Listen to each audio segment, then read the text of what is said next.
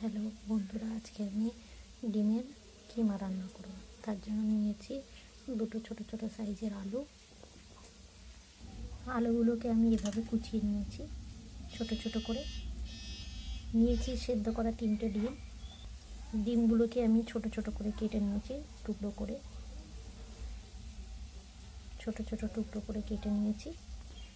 একটা বড় সাইজের টমেটোর কুচি, একটা পেঁয়াজ কুচি, 4টে কাঁচা লঙ্কার কুচি। চলো তাহলে রান্নাটা শুরু করা যাক। গ্যাসের চুলাটা ধরিয়ে দিলাম।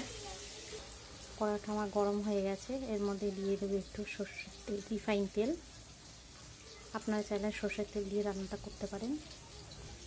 তেলটা গরম হয়ে গেলে আমি এর মধ্যে দিয়ে দেবো আলুগুলোকে আমি ভালো করে ভেজে নেব। এর মধ্যে দিয়ে দিচ্ছি সামান্য একটু লবণ, সামান্য একটু হলুদের গুঁড়ো অ্যাড করব। আলুগুলো আমার ভাজা হয়ে গেছে, আলুগুলোকে আমি তুলে নেব। এর মধ্যে দিয়ে দেবো কুচনো একটু আদা।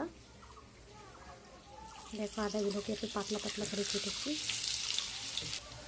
আদাটাকে ভাজা হয়ে গেছে। এর মধ্যে দিয়ে দেবো কুচিয়ে রাখা পেঁয়াজ। একে ছোটো ছোটো করে কাটতে হবে। পেঁয়াজটাকে আমি হালকা করে ভেজে নেব।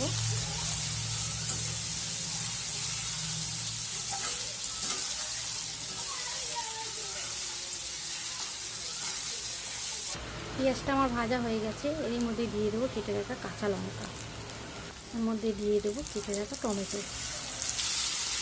টমেটোটাকে আমি ভালো করে একটু ভেজে নেব। টমেটোটাকে আমার ভাজা হয়ে গেছে।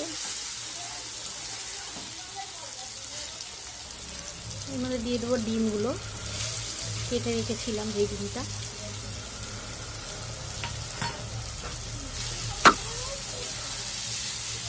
ভেজে রাখা আলুটা এর মধ্যে আমি দিয়ে দেবো।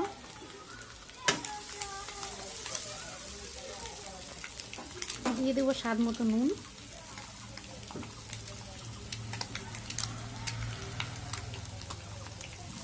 এক চামচ জিরের গুঁড়ো, 1 চা চামচ ধনের গুঁড়ো, 1 চা চামচ লঙ্কার গুঁড়ো, 1/2 চামচ হলুদের গুঁড়ো, 1/2 কাপ জল দেব।